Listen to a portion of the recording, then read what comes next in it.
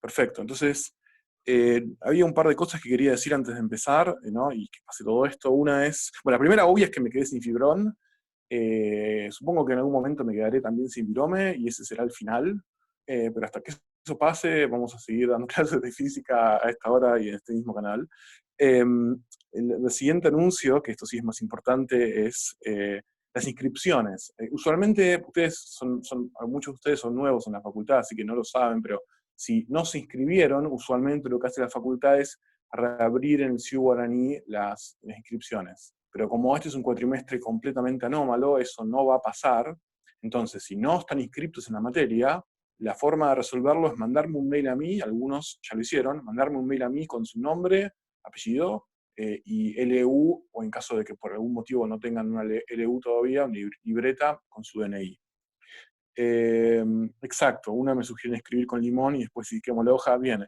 Supongo que podemos terminar en cualquier cosa en julio con esta materia y en general en nuestra vida, pero de momento vamos a asumir que todo va encaminado. Bien, entonces la segunda, que subí algunas cosas al campus virtual, son cosas, sangre, son cosas, nada, son algunas cosas que me preguntaron, por ejemplo, la clase anterior había alguien sorprendido porque las mareas tienen un origen en la interacción gravitatoria de la Tierra con la Luna y también en menor medida con el Sol, así que subí una explicación de eso y un video, una escena de la película Interstellar, donde me parece que lo que está pasando es eso mismo. Nada, igual les dejo para pensar si eso que pasa en la escena esa de la película es posible o no. Sí, es muy buena la peli.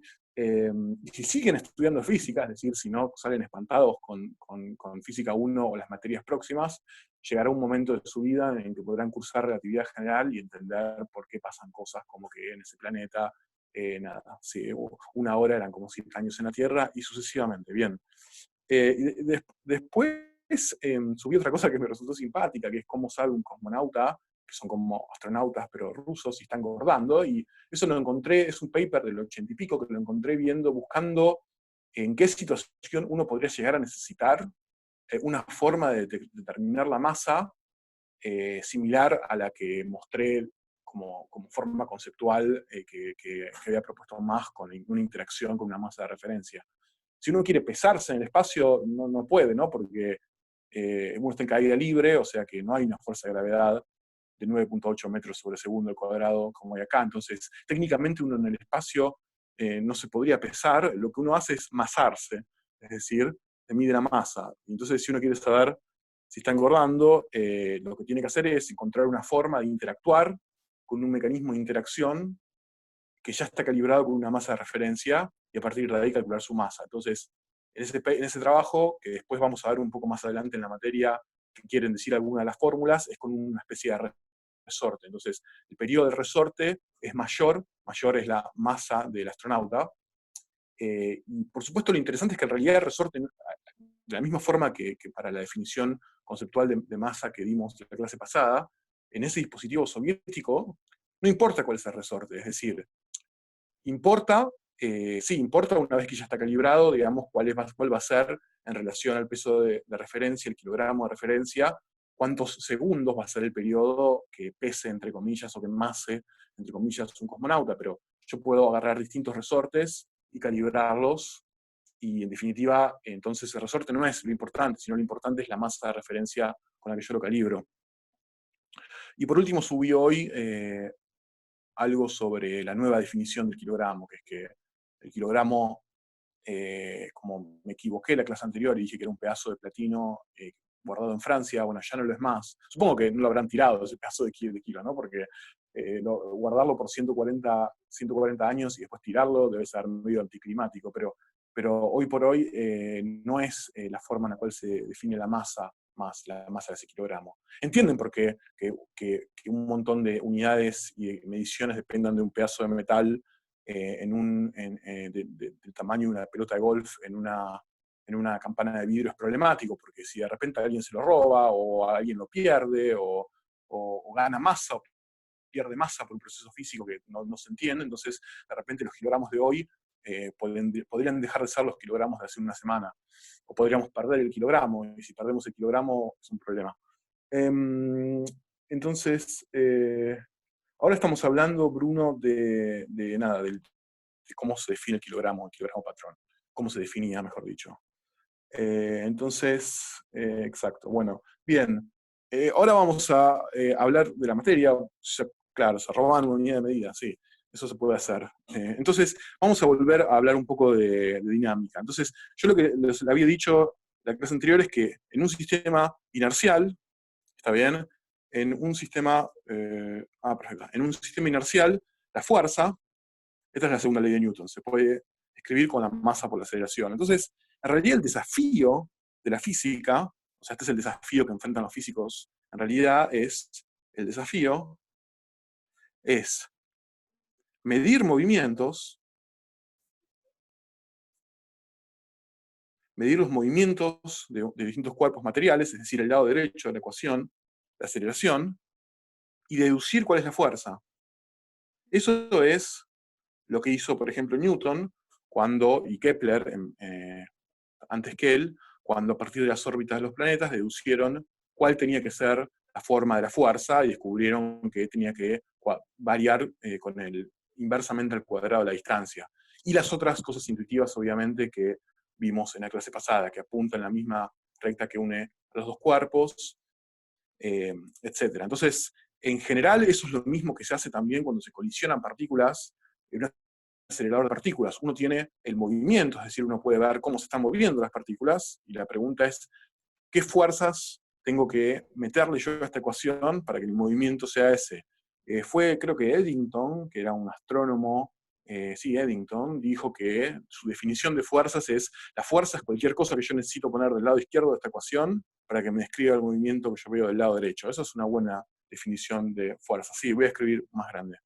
Bueno, entonces, por ejemplo, la fuerza gravitatoria, yo había escrito que la fuerza 2,1 es igual a gamma por mu1 por mu2 sobre R21 al cuadrado.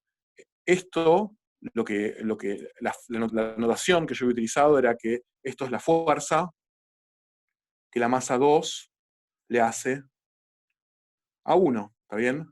Y esto era en el versor R21.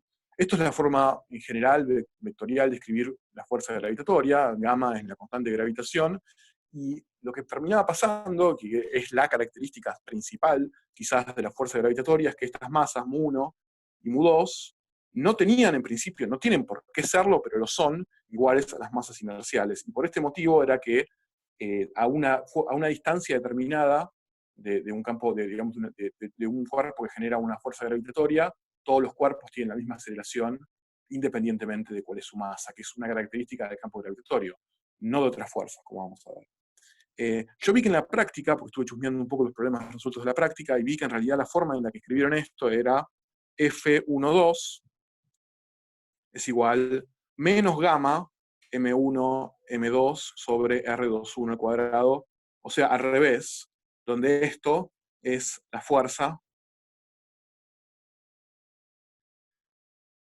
sobre el cuerpo 2 hecha sobre el cuerpo, perdón, sobre el cuerpo 1 hecha por 2. Bueno, es otra forma de escribirlo, lo único que cambia son los índices y el signo menos. Entonces, yo ahora voy a parar de hablar de gravitación. Medir, el primer desafío es cuáles son las aceleraciones, es decir, medir movimientos, medir cómo se mueven los cuerpos en el espacio y en el tiempo, y a partir de ahí inferir qué fuerza yo necesito meterle a la ecuación de Newton para explicar cuál es el movimiento. Así, de ahí sale la definición. Eso es lo que significa descubrir una fuerza en la naturaleza, entender que hay un movimiento que yo no puedo explicar cómo ocurre, no sé de dónde viene, no sé cómo depende de los cuerpos y su posición relativa, pero yo puedo medir esos movimientos. Entonces, en algún momento, si yo descubrí cuál es la expresión correcta matemática para mi fuerza, la puedo meter en esta ecuación y de repente puedo explicar los movimientos. Si la fuerza es la gravitatoria, yo un día me levanto y miro por mi telescopio y veo que los planetas se mueven como elipses alrededor del Sol. Yo no tengo ni idea por qué se mueven como elipses, pero yo puedo decir, ok, si yo tengo la intuición de que el Sol atrae a los cuerpos y que por eso tienen su movimiento alrededor del Sol, y que ese es el movimiento que se forma elipse, puedo probar fuerzas, y lo vamos a ver en esta materia, hasta que alguna es tal que cuando yo describo el movimiento con esta ecuación, encuentro elipses. Y eso es lo que uno hace para entender, entonces, descubrir cuál es la expresión matemática de las fuerzas. ¿Por qué la masa inercial es lo mismo que la masa gravitatoria? Bueno, eso es lo que se llama principio de equivalencia y es un principio de la naturaleza. No es algo que equivalencia, no es algo que podamos deducir matemáticamente en esta materia. Es una ley, digamos, la naturaleza es así. ¿Está bien? Bueno, otro tipo de fuerza, que vamos a ver bastante más adelante en la materia, y sobre todo en Física 2 la van a ver un montón, y lamento informarles que es una de las fuerzas que más van a ver en toda su carrera, es un resorte, es decir, algo que se llama fuerza elástica. Yo entiendo que uno, cuando uno empieza la carrera de física, piensa que, bueno, que va a estudiar fuerzas electrodinámicas, va a estudiar las fuerzas gravitatorias en agujeros negros, va a estudiar teoría de supercuerdas, y lo que termina pasando es que el 90% de las cosas que uno resuelve son resortes. Lamento quitarle el glamour, pero es así. Entonces, la fuerza esta es extremadamente importante, y la forma de describir una interacción elástica entre dos cuerpos, bueno, es la siguiente. Como siempre, tenemos un origen de coordenadas, y tenemos dos masas puntuales, una dada por el vector posición R1, otra dada por el vector posición R2. Nos bajamos de la carrera, entonces no, dale una oportunidad a los resortes, vas a descubrir que tienen muchas sorpresas. Bueno, entonces, y este vector es el R21, el vector que va de R1 a R2. El símbolo, voy a tratar de escribir más claro, pero el símbolo que en el primer paréntesis junto a movimientos es una U, es una A. Es una A. Bien, entonces, ahora imaginen, hasta acá es lo mismo, son dos vectores de posición y el vector de posición que une a los dos, y ahora imagínense que en esta recta, digamos, que uno de los cuerpos, yo tengo un resorte. Tengo un resorte como los resortes que están en los lápices mecánicos, si es que usaron alguna vez uno.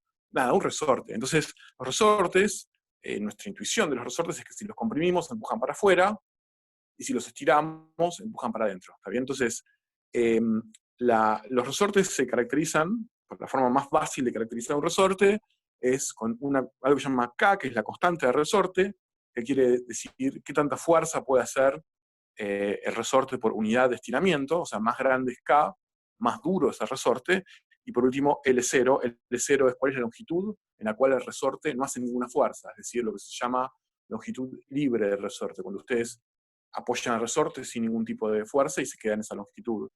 Entonces, la fuerza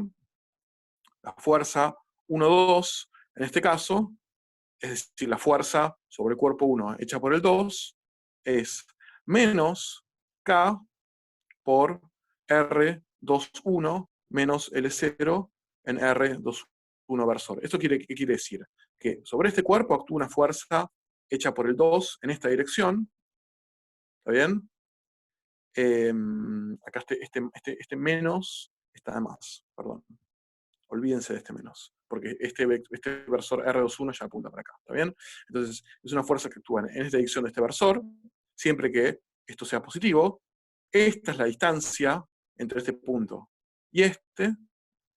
L0 es la longitud libre del resorte, o sea que estoy midiendo cuánto la distancia entre las dos masas supera la longitud libre del resorte, y multiplicándolo por K, que es la constante del resorte.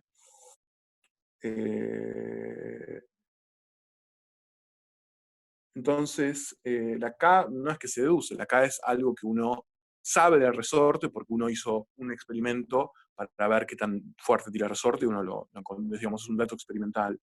En el CBC no sé si despreciaban el signo menos de K, lo que puede pasar es que se ponga o no, dependiendo de cuál es el versor que uno pone acá. O sea, este versor apunta desde acá hasta acá. Entonces, este es el versor que va desde R1 hasta R2. Entonces, si esto es algo positivo, yo necesito que la fuerza que la partícula 2 le hace a la 1 apunte hacia acá. Entonces, necesito acá, no tengo que poner algo positivo. Ahora, si R21 es muy chico, o sea que los dos están muy cerca, entonces esto es negativo y apunta en la otra dirección. Quizás, para hacerlo más fácil, vamos a ver el caso bidimensional. Claro, entonces, supónganse, digamos, este va a ser la clase de problemas que ustedes ya vieron en el CBC. Supónganse el caso, no el caso vectorial, el caso vectorial dejémoslo para más adelante, pero yo tengo ahora, ¿no?, un sistema de coordenadas O así, XY, tengo una masa M, y tengo ahora un resorte en el cual un extremo está fijo, por ejemplo, una pared, ¿está bien? Y el otro extremo está fijo a mi masa. Entonces, esta es la dirección del versor X, de las X positivas, y esta es la dirección del versor Y, que en este problema en particular no va a ser muy importante porque el movimiento está en el plano. Entonces, si esto es K, es la longitud del resorte, y supónganse que esto de acá es L0, ¿está bien? Es la longitud libre, entonces lo que termina pasando es que la fuerza que le hace el resorte a la masa va a ser menos K, porque, de nuevo, fíjense que si esta masa se va mucho para allá, entonces la fuerza obviamente tiene que tirar en la dirección contraria, tiene que tirar en el versor negativo de las X, tiene que restituir a la posición en la cual la masa está en el L0. Entonces, menos K por la coordenada X de la masa, menos L0. ¿Está bien? Ustedes ya vieron esta expresión. Esta es la fuerza típica de un resorte. Entonces, ustedes lo que nunca hicieron en el CBC, y esto es muy interesante, ustedes nunca en el CBC resolvieron cómo es la posición de un resorte como función del tiempo. Es decir, si yo quisiese saber cuál es la posición, cuál es X, porque X, ¿no? Aquí estoy poniendo acá, es una posición del tiempo, es un X de t, es la posición que va teniendo, sí, es un movimiento armónico, pero eso lo vamos a ver, a resolver bien en una guía más adelante de la materia. Esperen que voy a enchufar mi computadora porque me estoy quedando sin batería.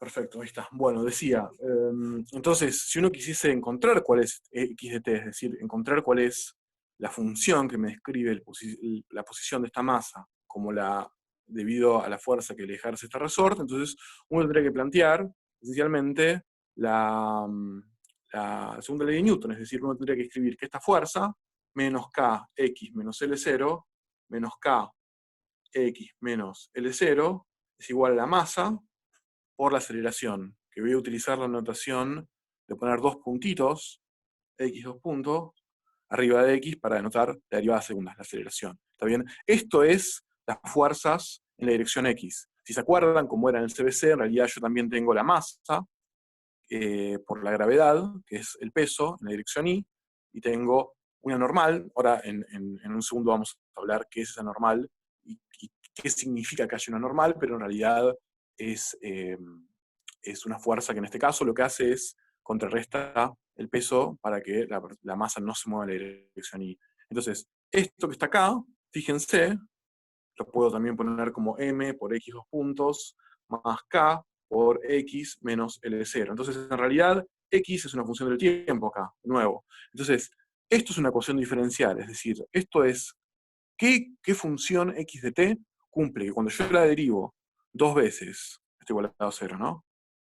Que cuando yo la derivo dos veces, la multiplico por la masa y le sumo esa función menos L0 por K, es decir, ¿qué función puedo meter yo acá que cumple esto? Esto no es calcular una integral, no es yo tengo la derivada de algo respecto de t y lo tengo igualado a una función de t y me pongo a integrar respecto de t, sino que esto es una ecuación diferencial, es decir, una ecuación en la cual la incógnita es una función y las operaciones que actúan sobre la función son derivadas. Bien, entonces no vamos a resolver esta ecuación diferencial ahora, sino que hay más adelante en la materia una guía entera de lo que se llama movimiento oscilatorio, en la que vamos a resolver esta ecuación hasta el cansancio. Pero bueno, la quería plantear nomás. Entonces, las fuerzas que sí vamos a ver en la clase de hoy que son extremadamente importantes a la hora de resolver ejercicios, son lo que se llaman fuerzas de vínculo. Fuerzas de vínculo. Entonces, otra forma también es llamar las fuerzas fenomenológicas. ¿Qué quiere decir esto? Bueno, las fuerzas de vínculo, a diferencia de la gravedad, o de la fuerza electromagnética, o de otras fuerzas que van a ver más adelante en la materia, en principio no son fuerzas fundamentales, es decir, no es la expresión de la interacción fundamental que vamos a meter en la ecuación de Newton. Son fuerzas que dependen de interacciones materiales y que modelan lo que nosotros necesitamos modelar de esas interacciones materiales para que las partículas cumplan con ciertas restricciones mientras se muevan. O sea, ¿qué quiere decir eso? Bueno, primero son fuerzas de contacto material, es decir, son fuerzas,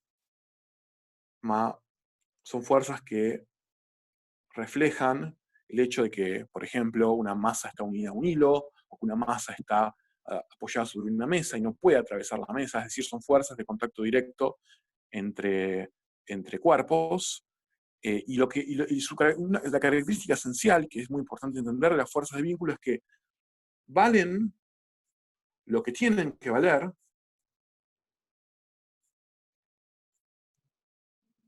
para restringir la trayectoria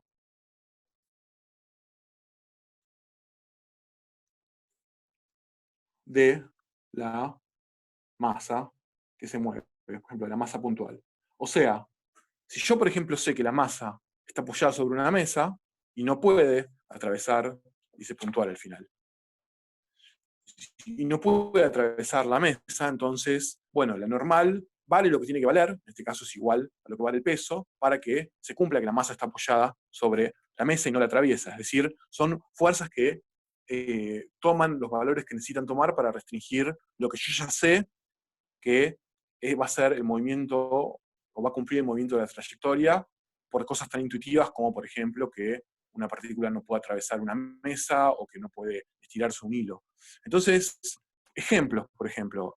Bueno, hay tres ejemplos centrales de fuerzas de vínculo que vamos a meter en las ecuaciones de Newton. Por ejemplo, una es la tensión de una soga. Eso es la fuerza que hace una soga sobre una partícula, una masa puntual. Y esa fuerza siempre apunta en la dirección en la que está la soga, es decir, siempre atrae a la partícula hacia la soga.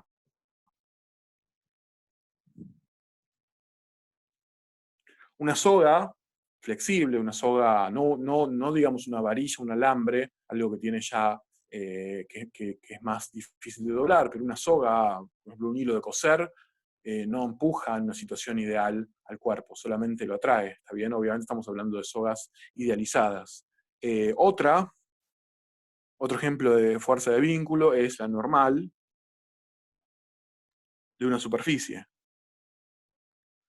Por ejemplo, la normal de una mesa que apunta en la dirección opuesta al peso de un objeto que está apoyado en esa mesa.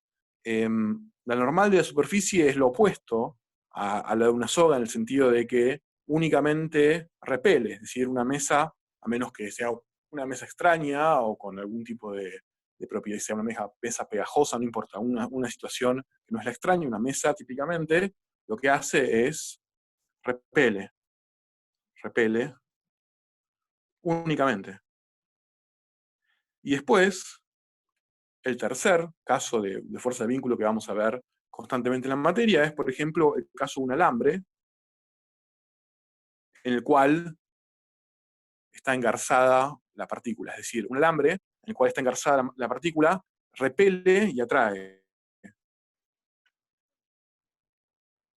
O sea, fuerza perfectamente la trayectoria de una partícula a seguir el alambre. Entonces, imagínense, por ejemplo, estos tres casos. Supónganse que yo tengo una masa y la ato a un hilo. ¿Está bien? Esto es un hilo. Entonces, yo la ato a un hilo, que es un hilo que no se puede extender. Entonces, lo que hace el hilo es trazarme un círculo alrededor del punto donde yo lo estoy agarrando. ¿Está bien? Que es el radio, es la longitud del hilo. Entonces, la fuerza de vínculo lo que me dice es, bueno, me prohíbe toda una región del espacio en el cual la partícula no puede estar. Es decir, me está diciendo la partícula no puede estar en toda esta región sombreada del espacio. ¿Ok? Me está diciendo entonces que la partícula tiene que estar o sobre el círculo este o más adentro. En ese caso, el hilo se está doblando, pero no puede estar afuera. ¿Ok? Porque en ese caso bueno, en ese caso el hilo debería estar estirado. Entonces, por eso decimos que es un vínculo, porque me vincula la trayectoria de la masa y me prohíbe ciertos rangos de movimientos y me permite otros. Si ahora en vez de tener un hilo, tuviésemos, por ejemplo, un cilindro macizo, esto es un cilindro macizo de algún material, entonces yo apoyo una masa acá, ahora está apoyada.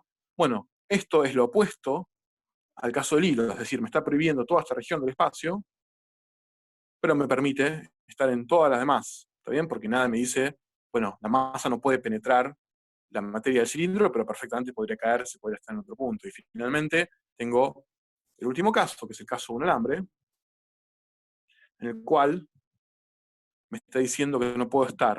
Me está prohibiendo todo el espacio, tanto fuera como adentro, únicamente con la excepción del alambre mismo. Me está diciendo que tiene que estar sí o sí la partícula engarzada en el alambre. Y el alambre hará la fuerza que tiene que hacer para que eso pase. En el caso del hilo, la tensión únicamente puede apuntar hacia adentro, el hilo no puede empujar. ¿Ok? En el caso de y además siempre apunta en la dirección en la que apunta el hilo, es decir, un hilo no hace fuerzas tangenciales a la trayectoria. ¿Está bien? Lo mismo pasa con la normal, de hecho por eso se llama normal. Normal es porque es ortogonal a la trayectoria. Y la normal en este caso de la masa apunta hacia afuera. Y en el caso del alambre, también es estos 90 grados y estos 90 grados. En el caso del alambre también, a menos que haya rozamiento con el alambre, por supuesto, y eso lo vamos a ver más adelante en la materia, pero hasta ahora no hay rozamiento en ningún sistema, entonces esto apuntará hacia acá o hacia acá, dependiendo de hacia dónde tiene que apuntar para que la masa quede en la trayectoria. Entonces son tres fuerzas de vínculo, que yo creo que con esas tres fuerzas de vínculo vamos a poder resolver la mayoría de los ejercicios de la guía. Entonces, vamos a ver cómo funciona en la práctica esto. Bueno, en la práctica, por ejemplo, un caso sencillo es, bueno, supónganse que yo tengo, por ejemplo, una superficie, creo que este es el primer ejercicio de la guía o algo así, y tengo dos masas, una masa grande y una masa chica, apoyadas sobre, vamos a hacerlo en un caso más sencillo, para que ustedes puedan hacer el ejercicio de la guía, que es pensar un poquito más, vamos a entender conceptualmente qué pasa con una única masa. Esto ya lo vieron 1000 veces en el colegio, pero quiero explicarlo con el lenguaje, digamos, de hablar de vínculos. Entonces, lo que uno hace cuando quiere entender qué es, o sea, uno quiere entender, por ejemplo, cuáles son las aceleraciones de esta masa, ¿no? Sabiendo que acá hay una fuerza de gravedad. Entonces, lo primero que uno hace, que en este ejercicio tan sencillo que no vamos a tener que pensar mucho, es definir un sistema de coordenadas. Acá, un sistema de coordenadas cartesiano, en el cual, por ejemplo, la dirección y versores hacia arriba, dado que no se mueve en X, la posición X no importa. Esto, por ejemplo, es un sistema de coordenadas perfectamente válido. Entonces, lo que uno después hace, y esto es muy sencillo en este ejercicio, pero es entenderlo bien y hacerlo sistemáticamente bien, es fundamental para ejercicios que son más complicados, es entonces lo que se llama el diagrama de cuerpo libre. Si yo quiero entender cuáles son las aceleraciones que actúan sobre el cuerpo M, tengo que escribir cuáles son las fuerzas que actúan sobre el cuerpo M. Sobre el cuerpo M actúan, bueno, el peso, mg, y la normal, que sabemos que sí o sí va a tener que apuntar para arriba. ¿Okay? La normal tiene que estar sí o sí en el inversor I. ¿Okay? Y además tiene que ser positiva, tiene que estar en el inversor I y ser positiva. Es decir, sí, positiva porque el inversor apunta hacia arriba. Entonces, el siguiente paso, una vez que uno escribió, por ejemplo, las ecuaciones, diagramas del cuerpo libre, es, por ejemplo, plantear las ecuaciones de Newton. En X, acá no hay nada para decir, porque no hay fuerzas en X, y en Y tenemos que la masa, por la aceleración en Y, o sea, la derivada segunda de Y, del cuerpo en Y, es igual a, bueno, es igual a menos mg más n. Entonces, cuando llega a este punto, lo que termina pasando siempre es, uno escribió las ecuaciones hizo el diagrama de cuerpo libre, escribió las ecuaciones de Newton, y uno no las puede resolver. Y uno no las puede resolver porque tiene más incógnitas que ecuaciones. Entonces, ese es el momento en el cual uno tiene que reducir cantidad de incógnitas, dándose cuenta de que hay cosas que vinculan. Hay vínculos entre las posiciones hay cosas que limitan las posiciones y las trayectorias de las masas. En este caso, el vínculo es muy sencillo. Este vínculo es que la posición I es igual a constante. Es una constante que no depende del tiempo, no cambia en el tiempo. Entonces, si es constante, tanto su derivada primera como su derivada segunda son cero, entonces esto que está acá es 0. Y ahí sale que, llevando la masa para el otro lado, la masa es igual a la normal en módulo y apunta en sentido opuesto. Entonces, esto que yo hice recién es esencialmente todo lo que se hace para resolver ejercicios de mecánica. Solo que a veces hay que pensar un poco más. Entonces, por ejemplo, ¿cómo sería quizás el siguiente problema en complejidad que podemos enfrentar en relación al que acabamos de ver? Bueno, imagínense, por ejemplo, qué pasa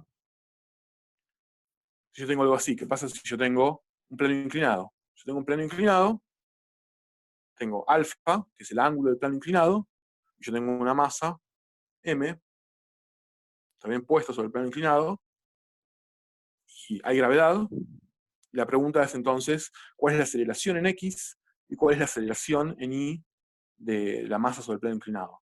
Entonces, acá hay dos maneras de resolver el ejercicio. Una es una manera fácil, que es la que ustedes hicieron en el CBC, y una es una manera más complicada, que es escribiendo bien cuáles son los vínculos, y es la que vamos a hacer ahora. La manera fácil es decir, bueno, pongo un sistema de coordenadas que es así, digamos, que está inclinado con el ángulo, esto es x versor, esto es y versor, con el ángulo del plano inclinado, ¿ok? Entonces escribo en el sistema de coordenadas, descompongo en el sistema de coordenadas el peso de la masa, y la normal apunta solamente en ese inversor. Entonces nada, entonces ya directamente ahí puedo eh, resolver, porque no hay desplazamiento en inversor. Ahora supónganse que queremos resolver este problema poniendo un sistema de coordenadas cartesiano, que es así. Esto es x versor, esto es y versor, y esto es 0. Es decir, es un sistema de coordenadas que su eje x es paralelo a la base del plano inclinado, a diferencia de lo que ustedes hicieron hasta el momento. Entonces, el primer paso siempre es poner un sistema de coordenadas. Fíjense que, dependiendo del sistema de coordenadas que ustedes ponen, resolver el ejercicio puede ser más fácil o más difícil. En este caso vamos a ir por el camino que es un poco más difícil. Pero siempre empiezan poniendo un sistema de coordenadas, porque si no se van a mezclar los símbolos, no van a saber en qué dirección apuntan las fuerzas, las aceleraciones. Entonces, si no empiezan poniendo un sistema de coordenadas y respetándolo, está complicado, y un origen, ¿no? Entonces, el segundo paso es hacer el diagrama de cuerpo libre. En este caso, la masa esta que está sobre el plano inclinado, la pregunta es, ¿qué fuerzas actúan sobre esa masa? Bueno, seguro va a actuar mg, que es el peso, ¿está bien? Y la otra fuerza que puede actuar es la normal. La normal, que le hace el plano, tiene que ser normal al plano. Es decir, la normal tiene que ser siempre en esta dirección, donde esto que está acá es el ángulo alfa. ¿Está bien? Es decir, siempre tiene que ser normal al plano. Entonces, lo que yo puedo hacer ahora es descomponer la normal en sus componentes x y en sus componentes y. Lo que yo hacía cuando lo resolvía de esta forma el problema era al revés, era descomponer el peso. Pero como ahora lo que el sistema de coordenadas que pusimos es así, entonces el peso no hay que descomponerlo. El peso ya sabemos que apunta en inversor hacia abajo. ¿Ok? Entonces lo que ahora tenemos que descomponer es la normal en sus coordenadas, en sus componentes x e y. Entonces, para hacer eso es simplemente notar que esto, como siempre, es un triángulo rectángulo. Entonces, si este lado es la componente x de la normal y este lado es la componente y de la normal, entonces se cumple que el seno del ángulo alfa es igual al opuesto, que es en x, sobre la hipotenusa, que es la normal en módulo, es decir, sin la rayita hasta arriba. O sea que nx es igual a n por el seno de alfa, y ni es igual a n por el coseno de alfa. ¿Ok? Entonces, siempre que hacen... Esto no se me está viendo bien. Me están leyendo porque tengo la paranoia de que como no hay nadie escribiendo en el chat. Ah, listo, genial. Sí, no. Mi gran pesadilla es hablar durante 2 horas y después descubrir que estaba solo. Bueno, entonces, excelente. Entonces, lo que decía es, cuando ustedes hacen esto, hacen una descomposición de una fuerza, algo que siempre es un buen ejercicio es Excelente, genial.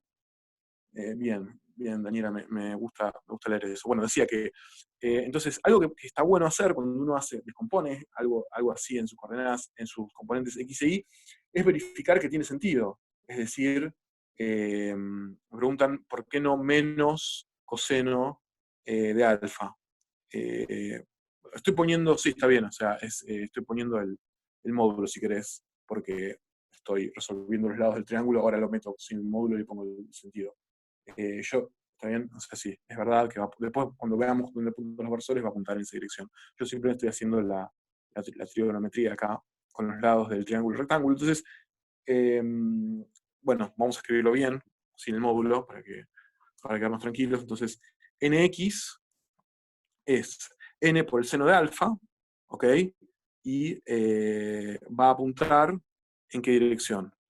En la dirección positiva, ¿ok? O sea, nx va a ser n por el seno de alfa, ¿está bien? Y ni va a ser igual, digamos, dado que el sentido en el cual aumenta el versor i, apunta el versor i hacia arriba, entonces, no, está bien, estaba bien, ¿no? Porque es n, ninguno de estos dos es negativo, ¿no?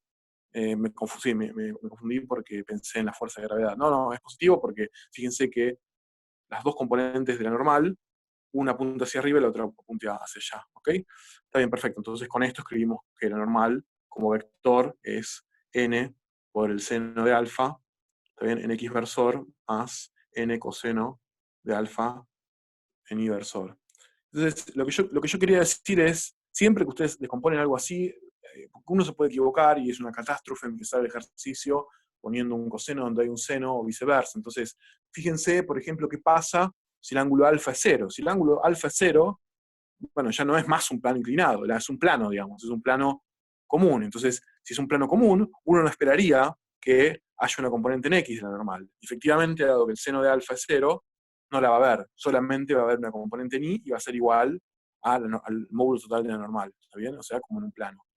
Bien, entonces, esto es como uno escribe, como uno descompone la normal. Ahora, ahí uno podría agarrar y decir, bueno, entonces yo puedo escribir las ecuaciones de Newton acá, pero cuando uno escribe las ecuaciones de Newton, le va a terminar pasando que, que tienen demasiadas incógnitas, es decir, uno puede escribir que la masa por x dos puntos, ¿está bien? La masa por la aceleración va a ser la sumatoria de las fuerzas en x. El peso no tiene componente en x, así que únicamente voy a tener n por el coseno de alfa actuando en x, ¿está bien? Esa es la única fuerza, n es por el seno de alfa, perdón. N por el seno de alfa actuando en x, ¿ok? En y, yo voy a tener hacia arriba n por el coseno de alfa, menos, se opone, apunta hacia abajo, se pone inversor, el peso. Entonces, cuando yo planteo estas ecuaciones de Newton, descubro que, bueno, que tengo demasiadas incógnitas. Tengo tres incógnitas y dos ecuaciones. Tengo la normal, tengo X y tengo Y. Entonces, cuando ustedes están resolviendo un ejercicio así y se encuentran con que tienen demasiadas incógnitas, lo que está faltando es un vínculo. Está faltando algo que me relacione los valores que puede tomar una de las coordenadas de la masa de la partícula en relación a las otras. Entonces, acá el vínculo que nunca usamos es que la partícula, la masa, se mueve sobre el plano inclinado. Es decir, nosotros tenemos, voy a dibujar de vuelta el plano inclinado, tenemos que la masa siempre está apoyada acá arriba. ¿Está bien? Entonces, llamémoslo, no importa el valor que va a terminar teniendo, pero para poner algún valor que después se va a ir en las cuentas que hagamos, supongamos que esto D es la base del plano inclinado. ¿Ok? Y acá está mi origen, 0. Entonces, la partícula, la masa, siempre, si tiene, por ejemplo, posición X, esta es la posición X, y esta es la posición Y, ¿está bien? Entonces, cumplen, o sea, como está sobre la superficie del plano inclinado, hay una relación que cumplen X e Y, ¿está bien? Es decir, yo estoy teniendo a la partícula metida o sea, este triángulo de acá, que estoy resaltando, es un triángulo que tiene base d menos x, o sea, perdón, todo esto es d, ¿está bien? Menos x, que es este pedacito de acá, la coordenada x, esto que queda es d menos x. Y es, como esto era el 0, y hacia arriba, este lado es directamente y. Y esto es alfa, ¿ok? Entonces, la relación que tienen x e y es, bueno, entre la tangente, o sea, la tangente de alfa es igual al opuesto sobre adyacente, ¿está bien? O sea, y sobre d menos x, o lo que es lo mismo, d menos x por la tangente de alfa es igual a y. Yo encontré una relación entre la coordenada x y la coordenada y, un vínculo entre las dos coordenadas, porque, bueno, en virtud de que la masa se mueve sobre la superficie del plano inclinado. Ahora, encontrar la relación entre las masas no es suficiente, porque yo en la ecuación de Newton no tengo las posiciones, las coordenadas x y y directamente, sino que tengo sus derivadas segundas.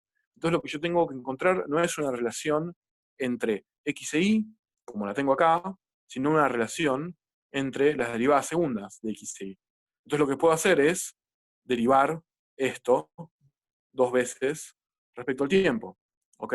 Si yo derivo esto dos veces respecto al tiempo, noten que acá hay cosas que son una constante, es decir, la base, la base de mi plano inclinado es una constante, es algo que no está cambiando.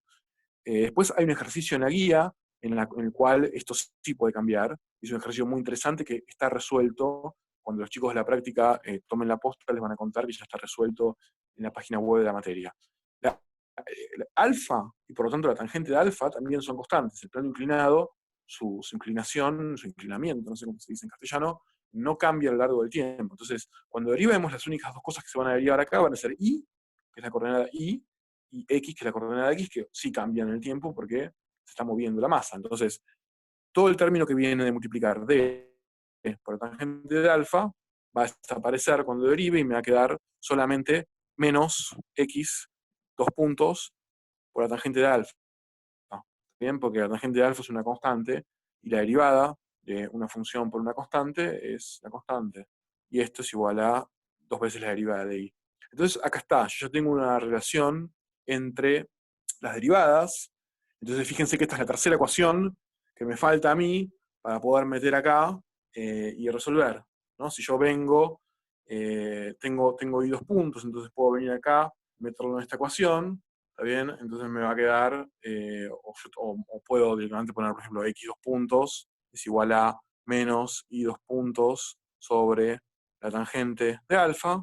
Entonces, esto que está acá, que le voy a marcar con un asterisco, lo puedo meter en la ecuación esta, donde hay un x dos puntos. Entonces me va a quedar menos m y dos puntos sobre la tangente de alfa es igual a n por el seno de alfa. ¿Está bien? Entonces, yo de acá puedo despejar que m por y dos puntos es igual a menos n seno de alfa por la tangente de alfa. No se ve qué parte. Bueno, está muy abajo, está muy lejos. Perfecto. Nada, lo único que estoy haciendo es, donde está el asterisco, x dos puntos, despejo, esto es lo que me saqué del vínculo, de la relación del vínculo, y, y lo llevo a acá, y después despejo m por i.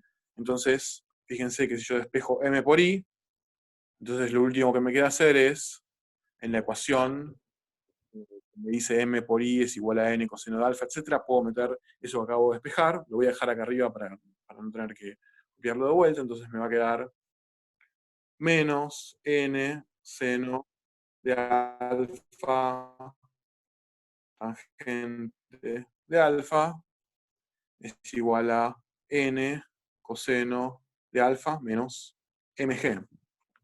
¿Ok? Y ahora, entonces, fíjense que en esta ecuación ya eliminé x dos puntos, eliminé y dos puntos, y la única ecuación, la única incógnita que me está quedando es n. Entonces, yo, si me creen, digamos, esto lo pueden despejar como el mg pasa para allá, y me va a quedar, es igual a n coseno de alfa, todo con paréntesis, más seno de alfa por la tangente de alfa, y esto es n por coseno de alfa, y si recuerdan, la tangente de alfa es el seno sobre el coseno, multiplicado por un seno más, es seno cuadrado de alfa sobre el coseno de alfa, y ahora puedo sacar denominador común coseno de alfa, y me va a quedar n, multiplico acá, coseno cuadrado de alfa, más seno cuadrado de alfa, sobre el denominador común que era el coseno de alfa, y el coseno cuadrado de cualquier cosa, más el seno cuadrado de cualquier cosa, es igual a 1. Entonces de todo esto yo deduzco que lo que tenía de este lado, mg, es igual a n sobre el coseno de alfa, o lo que es lo mismo, la normal es igual a mg por el coseno de alfa, que esto es lo que ustedes podían deducir planteando un sistema de coordenadas que estaba inclinado en un ángulo alfa respecto al horizontal. Entonces yo hice todo el trabajo de escribir qué pasa con un sistema. De alguna forma, al poner el sistema de coordenadas de esa forma, ya están metiendo cuál es el vínculo en el sistema de coordenadas mismo. Es una forma inteligente de resolver el problema. Si uno no se da cuenta de hacerlo así, entonces uno tiene que arremangarse y escribir explícitamente que la masa m tiene que estar sí o sí apoyada sobre el plano inclinado, entonces tiene que cumplirse esa relación con la tangente de alfa entre las coordenadas. ¿Ok? Bien. Y obviamente una vez con una tirada normal, a ver, alguien me pregunta, ¿entendí? Todo menos que hiciste al principio. Ah, bueno, eso es lo más importante, ¿no? O sea, yo lo que estoy diciendo es, eso es el vínculo, es decir, el vínculo es una relación que existe entre las dos coordenadas de la posición X y la posición Y, eh, bueno, en base a cómo es la geometría del problema y cómo son los contactos materiales que restringen el movimiento de la masa. Si en este caso, ¿no? Estamos de acuerdo que esto era una cosa así, con esto alfa, ¿no? Entonces, la masa dijimos que tenía que estar siempre apoyada acá, ¿está bien? No puede estar apoyada, o sea, no puede estar acá adentro, y en este problema en particular tampoco va a pasar, a menos que alguien le pegue una patada, pero no es el problema que estamos resolviendo, que esté acá arriba. Va a estar apoyada sobre este triángulo, sobre esta cara, sobre la hipotenusa de este triángulo. Entonces, acordate además que yo había puesto un sistema de coordenadas que tenía un origen acá, 0, y que esta es la dirección de x versor, y que esta es la dirección de y versor. ¿Ok? ¿Hasta ahora me seguís? Estoy simplemente escribiendo perfecto. Bien. Entonces, lo que yo quiero es expresar cuál es la relación que tienen las coordenadas x e y del cuerpo, que está impuesta por el hecho de que el cuerpo no está en cualquier lugar del plano. Está solamente moviéndose por esa hipotenusa. Entonces, esta es la coordenada x, o sea, esto, digamos, esto que está acá, esta cantidad que está ahí, que yo dibujé es la coordenada x, ¿está bien? Es cuánto me muevo en la dirección x para llegar digamos, a la coordenada x donde encuentro la masa. Y todo esto que está acá, es la coordenada y, ¿está bien? Son las coordenadas x, y de la masa, eso es simplemente coordenadas cartesianas. Entonces, ¿cuál es la relación que cumplen x e y? Ok, bueno, fíjate que x e y tienen que ser tales que la masa esté en esta hipotenusa. Entonces, fíjate que una vez que yo sé cuánto vale la coordenada x, y yo sé cuánto vale la coordenada y, esto automáticamente me define un triangulito, que es este triangulito de acá. ¿Saben qué es este triangulito?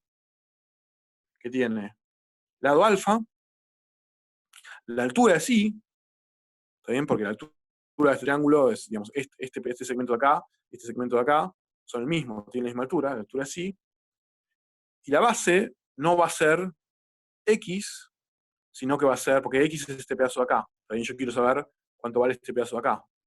Dibujé el signo de pregunta. Entonces, si yo digo por un momento que toda la base de mi plano inclinado vale d, entonces, si yo tengo la longitud de este cachito menos la longitud de este cachito, me da la longitud de este cachito que está acá. O sea que d menos x. ¿Okay? Ahí lo único que dice es, una vez que yo sé cuánto valen x cuánto valen I, automáticamente sé cuánto valen los dos lados de este triángulo rectángulo, pero esos dos lados no pueden valer cualquier cosa, ¿ok? Porque si no, no sería ese triángulo rectángulo. Es decir, yo lo que sé es que la tangente de este ángulo, la tangente de alfa, como en todo triángulo rectángulo, es igual al lado opuesto, que vale I, sobre el lado adyacente, que vale D menos X. ¿Está bien? Y esa es la relación que tienen que cumplir Y y X.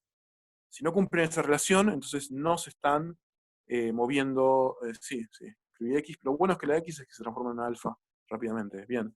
Entonces, si no cumplen eso, no están apoyadas, no está sobre la hipotenusa del plano inclinado.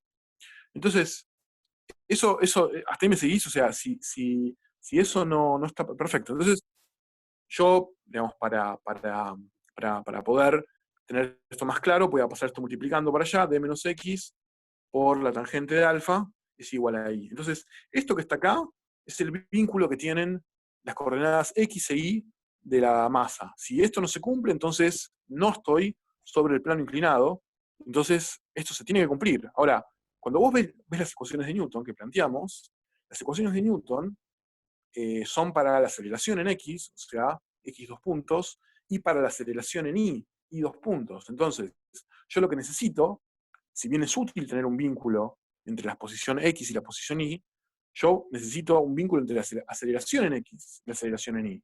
Entonces pensá que todo este lado izquierdo de esta igualdad depende del tiempo, porque x depende del tiempo. D no depende del tiempo. D es la base del triángulo rectángulo, es un número constante, no cambia en el tiempo. Y alfa, a menos que yo tenga un triángulo rectángulo cuya inclinación aumenta o disminuye en el tiempo, pero no es el caso, entonces alfa también va a ser una constante. Entonces, si querés, para que sea más fácil verlo, puedo distribuir acá tangente de alfa menos x tangente de alfa es igual a y, y esto es una función del tiempo, y esto es una función del tiempo. Todo lo demás es una constante. Entonces, yo puedo derivar, si esto es igual a esto, entonces la derivada de esto respecto al tiempo es igual a la derivada de esto respecto al tiempo. Entonces, si yo derivo del lado izquierdo, fíjate que cuando yo derivo respecto al tiempo, esto va a ser cero la derivada de esto. Porque esto no depende del tiempo. Esto es constante. Entonces, la derivada de una constante es cero. La derivada de la tangente también sería cero. Entonces, la tangente es una constante. Entonces yo tengo una constante multiplicando algo que depende del tiempo, entonces la derivada de todo esto es la derivada de lo que depende del tiempo por la constante sin derivar.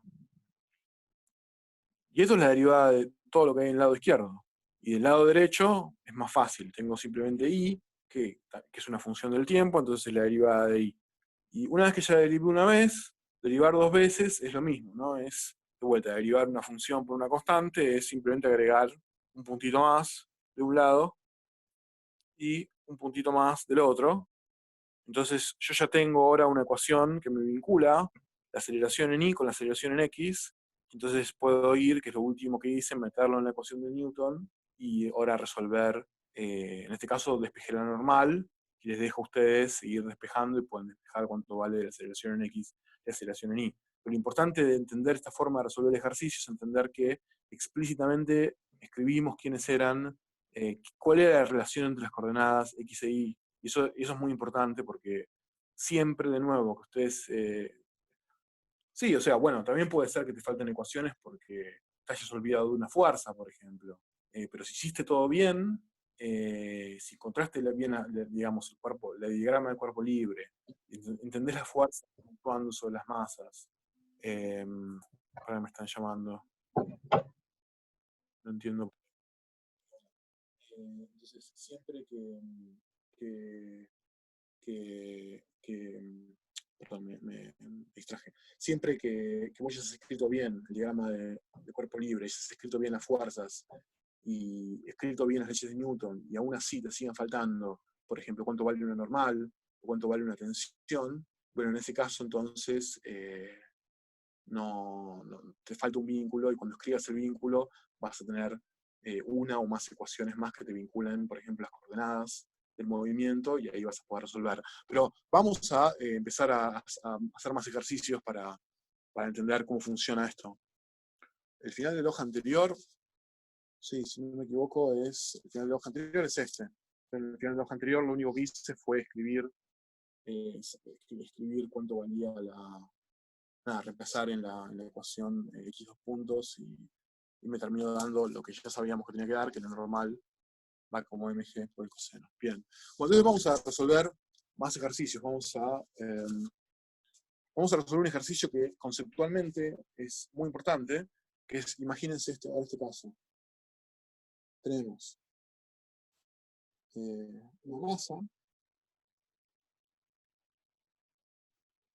una masa M. Yo dibujo tipo cajas, para que sea un poco más claro, pero en realidad no nos olvidemos que esto no es una caja, esto es una masa puntual, que se puede escribir perfectamente bien, sabiendo cuáles son sus coordenadas X e Y. No importa las dimensiones de la caja, nada. Ok, eso lo voy a aclarar porque también es algo que en los ejercicios de la guía va a ocurrir. Entonces, esta masa, tiene una soga, y la soga, en su extremo, digamos, derecho, voy a aplicar una fuerza. ¿Ok? Le voy a tirar de esta soga. Esta es una soga que tiene, la masa es, esta masa es M, ¿ok? Y la soga tiene también una masa. Esta soga es una soga con masa, y la masa es MS. ¿Ok? Entonces, yo vengo y digo, bueno, voy a aplicar una fuerza sobre este extremo de la masa, de la soga, que es F, y va a ser una fuerza que es positiva en el versor X y únicamente en el versor X. Entonces, lo que podemos preguntarnos en este ejercicio es cuánto vale la aceleración del bloque y también cuánto vale la fuerza de la soga sobre el bloque. Es decir, yo quiero saber la aceleración y la fuerza de la soga sobre el bloque, o lo que es lo mismo, cuál es la tensión de la soga. Esto voy a mover un poquito por acá porque... Bueno, entonces, el sistema de coordenadas es natural para elegir acá, no hay mucha vuelta. Podemos poner un origen de coordenadas acá, podemos poner que este es el versor X, de hecho, este es el versor Y, hay un sistema cartesiano, y una vez que decidimos cuál es el sistema de coordenadas, el siguiente paso son los diagramas de cuerpo libre, qué fuerzas actúan sobre los cuerpos. Entonces, sobre la masa no es particularmente complicado, es decir, yo tengo la masa sobre la superficie, tengo su peso hacia abajo, su normal hacia arriba, y tengo no esta fuerza está aplicada sobre la soga. Lo que yo tengo que está actuando sobre el bloque no es la fuerza, sino que es la soga misma, es decir, la tensión, claro, la tensión, más allá de la tensión que le hace la soga, ¿ok? Que únicamente apunta en la dirección de la soga. Ahora, nosotros tenemos una masa acá, una soga, perdón, y es una soga que tiene masa, entonces, a diferencia de todas las sogas que ustedes vieron hasta ahora en su vida, esta es una soga con masa, entonces, como es una soga con masa, bueno, escribamos cuáles son su diagrama de cuerpo libre y cuáles son su ecuación de Newton. Sabemos que en este extremo de acá estamos aplicando la fuerza, ¿ok? Y en el otro extremo, yo lo que tengo es el par de esta tensión, es decir, yo tengo que esta soga le hace a la masa una tensión T hacia allá, entonces la masa le hace una fuerza a la soga del mismo módulo en sentido opuesto. Y por último, si la masa, o sea, supongamos que la masa está apoyada sobre el suelo y que el suelo no tiene rozamiento, también tenemos, como siempre, en la dirección Y, no es muy interesante lo que pasa en este problema, tenemos una normal para contrarrestar el peso G por ms, que es la masa de la soga, una normal para contrarrestar el peso de la soga. El problema en la dirección Y no es muy interesante, pero en la dirección X sí, en la dirección X, entonces yo ya puedo plantear, ya escribí todas las fuerzas en la dirección X, entonces yo ya puedo plantear las ecuaciones de Newton. Entonces las ecuaciones de Newton, vamos a escribir las ecuaciones de Newton para la aceleración en X. Otra pregunta. Y La normal de la normal G de abajo que dice, acá esto es el peso de la soga, es más grande, es ms por g, es la masa de la soga por la gravedad. Es el peso, digamos. Lo de arriba es el normal. la letra, sí, está bien, está bien. Perfecto.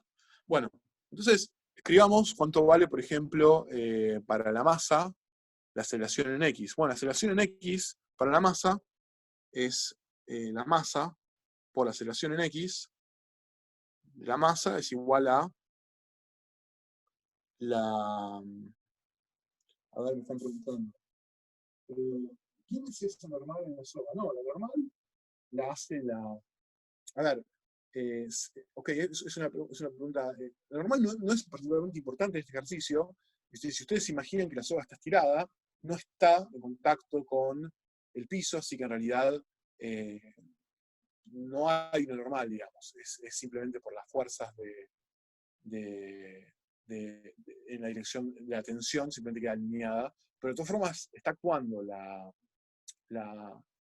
está actuando el peso, al ser una soga está actuando el peso, entonces en realidad la fuerza que en realidad sea normal, cuando ustedes estiran una soga, que no está apoyada sobre el piso, la están haciendo ustedes con su mano en la dirección. Sí, eso es lo que dije, todas las normales, todas las fuerzas de contacto son fuerzas que tienen su origen en la materia, es decir, son fuerzas que, que representan el hecho de que dos pedazos de materia no pueden estar en el mismo lugar al mismo tiempo, y eso por fuerzas electromagnéticas, es decir, una molécula se repele por la nube de electrones de la otra, y eso hace que no puedan estar en el mismo lugar. Ahora, eso no es algo que nos interesa en esta materia, solamente nos interesa en esta materia la descripción paradinamica, y la descripción paradinamica alcanza con decir cuáles son esas fuerzas con su dirección y con su módulo y nada más. Su origen no es importante. Entonces, eh, la masa, hay dos formas digamos, la soga hay dos formas de entender por qué no se mueve en la dirección Y. Una dirección es, un motivo, si ustedes únicamente están haciendo una fuerza en la dirección X, como plantean este problema, y la masa tiene peso, entonces la masa tendría a caerse, porque si la fuerza que la hacen en F perfectamente horizontal, entonces la fuerza, digamos, si hay una aceleración, una fuerza no compensada en la dirección Y. Ok, ¿me escuchan un poco mejor ahí? Decía, si ustedes, voy a habilitar un segundo más una hoja y volvemos al problema. Imagínense una soga así, como la que yo tengo recién, que es una soga con masa, ¿ok? Entonces, la soga está unida al bloque, y yo, supongo que este soy yo, soy Enzo acá parado, vengo y tiro de esto hacia acá con una fuerza F. Y la fuerza es completamente horizontal. Entonces, si en el caso de que la fuerza sea completamente horizontal, como la soga tiene masa, bueno, hay una fuerza en la dirección Y que no está compensada, que es la masa de la soga por el peso. Sí, claro. Eso es una forma de verlo, y la otra es que la soga está apoyada sobre algo que, ¿no? Que ustedes se pueden imaginar que la soga está ¿No apoyada sobre... convendría modelarlo como una varilla más que como una soga? Porque la soga es flexible y tiene un montón de otras posibilidades. Bueno, en este caso es lo mismo, porque la soga, o sea, la diferencia sería si la fuerza estuviese empujando para allá. En ese caso, lo La que gravedad pasaría es estaría que la haciendo varilla Claro, fuerza podría sí. para empujar. abajo. ¿Cómo? Que la gravedad estaría haciendo fuerza para abajo y por eso tiene una normal. Sí, La o soga, sea, la de soga tiene un nuevo, peso, ¿no? a ver, de nuevo, déjeme terminar de cerrar la idea y después lo discutimos. Yo lo que estoy diciendo es, las fuerzas acá, tanto esta como la fuerza, la reacción de la tensión, acá, son fuerzas únicamente en X. Entonces, imagínense que esto es una cadena súper pesada, ¿no? Entonces, si es una cadena súper pesada, yo no únicamente no voy a estar haciendo la fuerza en X, sino que voy a estar haciendo una componente que la voy a anotar en Y para, bueno, para que la cadena no se me venga abajo por su masa. Entonces, si yo no quiero ponerme a discutir esa coordenada, otra forma de decir, de pensarlo, es que esta cadena está directamente apoyada sobre la superficie, y el estar directamente apoyada sobre la superficie es la superficie misma la que hace esa componente vertical, y yo no la tengo que hacer. Son dos formas de análogas en este problema de verlo. Lo único importante es que tenemos que entender este problema es que hay algo que apunta hacia arriba que compensa el peso de la soga. Y es una situación un poco extraña porque en general no le ponemos peso a las sogas, pero en este ejercicio en particular sí, entonces algo tiene que estar actuando, porque si no sería abajo. Y bueno, Lo que está actuando no es la fuerza que hago yo al tirar, lo que actúa no es la fuerza que yo hago Bueno, al pero tirar. si vos la haces, sí, está bien, pero si la fuerza que vos la haces al tirar compensa Eso el peso, entonces no puede totalmente, apuntar pero eso solamente en creo que X, y hace el con una problema me está normal. diciendo que apunta solamente en X. ¿Ok? Sí, pero esa fuerza que yo al tirar aumenta, es como que es lo que hace que sea, con respecto al peso, apunta con respecto a X, pero con respecto al peso, ejerce con que haya una normal también, ¿no? No, o sea, Está haciendo una superficie en cierto sentido al peso. Esa fuerza en X le hace una superficie al peso. a ver, la fuerza en X apunta en X. Eso lo entiendo, no, X y Sí. Y lo entiendo, pero digo, ¿de dónde sale esa normal? Para mí sale de la fuerza X que yo tiro y al mismo tiempo al peso en Y. Esa fuerza le hace una superficie, esa fuerza que yo tiro a la soga, le hace una superficie que le genera la normal en G, la normal de G. Ok, si la soga está apoyada, lo hace la superficie, y si no está apoyada, la haces vos tirando. Esa es la A moraleja. eso me refería, si está apoyada, Sí. la hace la superficie. Sí. Si no está apoyada, la Exacto. hago Entonces yo. Daniela me pregunta por qué no imaginamos que la soga está apoyada en el piso, y eso es exactamente de lo que yo había hecho. O sea, yo había escrito que la soga está apoyada en el piso. ¿No? O sea, la había puesto apoyada en el piso. Cuando yo la dibujé, como soy torpe, y esto dio origen a la discusión, no la dibujé apoyada en el piso. Capaz tendría que haberla dibujada acá abajo. ¿Ok? Pero está apoyada en el piso. Imagínense que es una cadena para que tenga más sentido. Entonces, como es una cadena, si yo no la apoyo en el piso, no la puedo tirar, porque necesito hacer tanta fuerza en I que es demasiado fuerza. Entonces, la imaginamos apoyada en el piso ya. Entonces, se la imaginan apoyada en el piso ya, y su normal, la normal de la superficie, es lo que contrarresta el peso de la soga. Entonces, en I no hay movimiento, o sea, en I no hay aceleración de ninguna de los cuerpos, ¿ok? Lo que sí van a pasar cosas, bueno, es en X, porque en X hay fuerzas que están actuando, que estaba justo en proceso de escribir cuáles son. Sobre la masa, M, la única fuerza que está actuando es la tensión en la dirección X. ¿Ok? Bien, esa es la única fuerza, es esta que está acá, ¿no? Es la tensión que la soga le hace. Y sobre la soga, la masa de la soga por el X, dos puntos de la soga, ¿ok?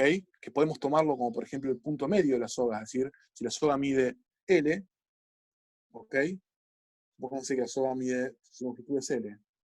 Entonces, puedo tomar la posición que está en el medio como la posición XS de la soga, es el medio de la soga. Entonces, la aceleración del punto medio de la soga es por la masa de la soga. Bueno, ¿cuál es la fuerza que se asocia a ese producto de la masa o la aceleración? Va a ser F menos la tensión. Va a ser la fuerza menos la fuerza externa que le estoy aplicando, menos la tensión. Entonces, de vuelta estamos en una situación típica en la cual nos falta algo acá, porque tenemos dos ecuaciones con tres incógnitas. Estoy asumiendo que sabemos quiénes son las masas, ¿está bien? Eso está claro, pero no sabemos ni la aceleración del bloque, ni la aceleración de la soga, ni tampoco la tensión. ¿Ok? Entonces, alguien me pregunta si se puede sumar miembro a miembro, y podés sumar miembro a miembro, y sacás encima la tensión, pero igual no lo vas a poder resolver, porque te va a quedar dos incógnitas y una ecuación. O sea, te va a quedar una incógnita con las dos aceleraciones. Entonces, lo que hay que plantear acá, entonces ya puse un sistema de coordenadas. ¿Qué pasa si le sumamos Quiero condiciones crear una fuerza iniciales, libre. como ¿Perdón? velocidad o aceleración inicial? ¿Qué pasa si le sumamos ¿Perdón? condiciones iniciales de No, velocidad no, y no. O sea, las aceleración? condiciones iniciales son para integrar. Es decir, cuando vos planteas las ecuaciones de Newton, no tenés a priori que preocuparte por las condiciones iniciales hasta que vos empieces a integrar las derivadas. Que lo que a Ok. vos te está faltando es poder siquiera expresar qué es lo que tenés que integrar. ¿Está bien? Una vez que vos pudiste Ok. expresar bien qué es lo que tenés que integrar, bueno, ahí te preocupás por las condiciones iniciales. En este caso, las condiciones iniciales las ponemos, digamos, el bloque estaba quieto, por ejemplo. en una posición con velocidad nula, en una posición en cero, en el origen. Eso no es el problema. Eso no te alcanza todavía. Entonces, un compañero acá se dio cuenta. La aceleración del sistema no es la misma para ambos cuerpos. Claro, pero ¿cuál es el vínculo que me hace? ¿Qué es lo que hace que la aceleración sea la misma? Bueno, entonces, de vuelta, lo que estaba diciendo, ya escribí el sistema de coordenadas, ya dije cuál es, ya planteé el diagrama de cuerpo libre, ya escribí las ecuaciones de Newton, lo que me falta es cuáles son los vínculos en el sistema. Entonces, ¿Puedo hacer una pregunta? sí, Es simplemente lo anterior. Que es una soga que está sobre una superficie, entonces quedamos en eso, por eso tiene una normal. sí, Es eso, listo. sí, olvídate, eso no es, o sea, eso no es lo que te debería preocupar ahora. Está apoyada sobre la superficie, tiene una normal, se compensa la normal con el peso, y en Y no hay fuerzas. En X, Eso, sí. listo, Entonces, listo. bien.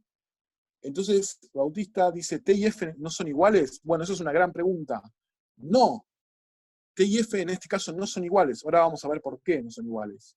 La respuesta correcta es que justamente hay un vínculo dado por la longitud de la soga, y ese vínculo hace que las dos aceleraciones tengan que ser iguales.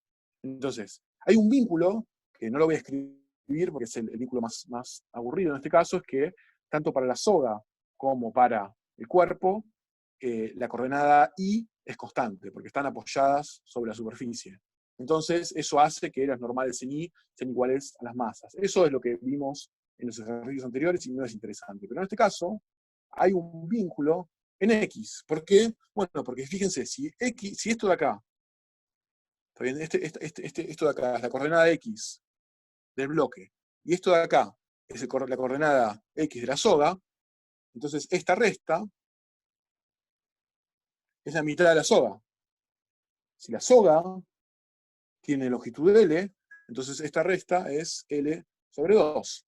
Entonces lo que yo escribí acá, vamos a asumir que es inextensible la soga, es decir, el vínculo es que el X de la soga menos el X de la masa es igual a L sobre 2. ¿Está bien? Ahora, esto es lo mismo que en el ejercicio anterior. X de S, X sub S y X son funciones que dependen del tiempo. Una es la posición del centro de la soga y la otra la posición del bloque. L, y acá es donde hay algo que estamos asumiendo, es que la soga es inextensible.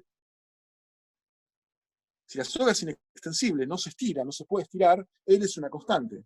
¿Está bien? Entonces, cuando yo derivo esto, y yo ahora derivo respecto del tiempo todo, de los dos lados, L puntito, que es la derivada de L respecto del t, como es inextensible, todo este lado que está acá, me queda 0 dividido 2, que es igual a 0. Y entonces paso X punto para el otro lado y me queda que las velocidades del centro de la soga y del bloque son la misma. L es la longitud total de la soga.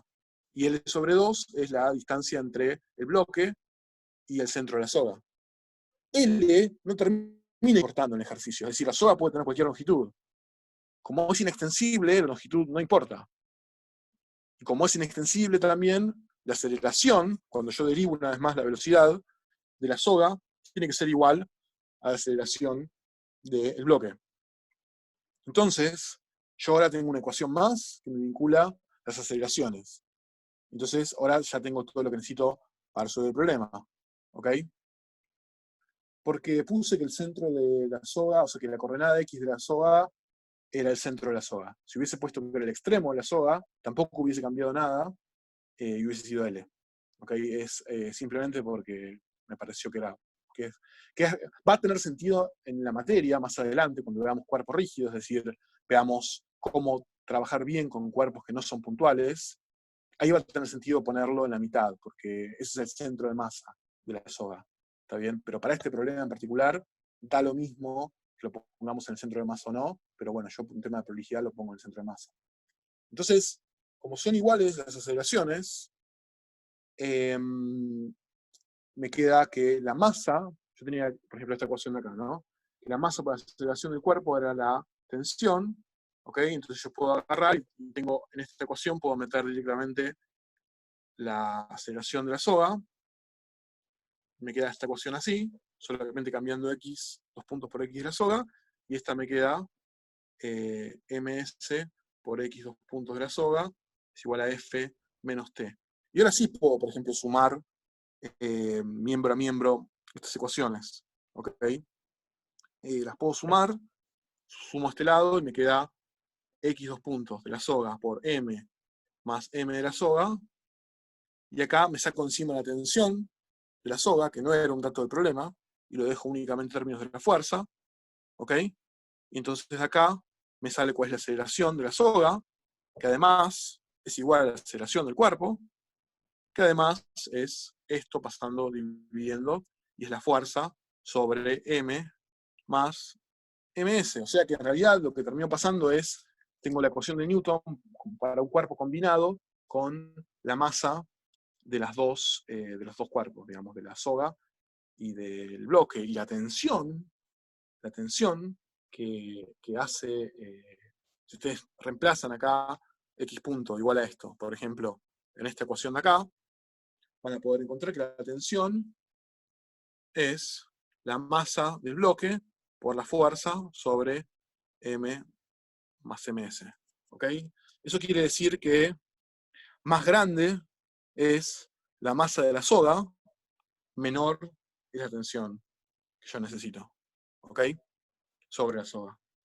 Y fíjense una cosa, que es verdad, o sea, un compañero había preguntado si no pasa que la masa de la soga, perdón, que la tensión de la soga, no se ve, perdón, un poco más arriba, un compañero había, ustedes ya resolvieron problemas de este estilo y probablemente vieron que en general, cuando las tensiones que actúan sobre los dos extremos de una soga suelen ser iguales, es decir, que la soga lo que hace es comunicar la tensión.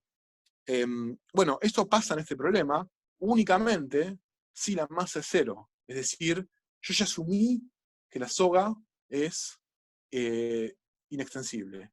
Y eso es lo que necesito para poder vincular las aceleraciones. Si yo además asumiese que la masa de la soga es cero, entonces me pasaría en el caso de que sea una soga sin masa, si la masa de la soga fuese cero, entonces ahí sí sería verdad que la tensión es igual a la fuerza. Entonces lo único que está haciendo la soga, cuando su masa es cero, es transmitir en el espacio la fuerza que yo aplico. ¿Ok? No juega ningún rol en el problema, salvo transmitir las fuerzas. Pero eso solamente vale con sogas que no tienen masa. Si las sogas tienen masa, entonces tengo que preocuparme cuál es la masa de la soga.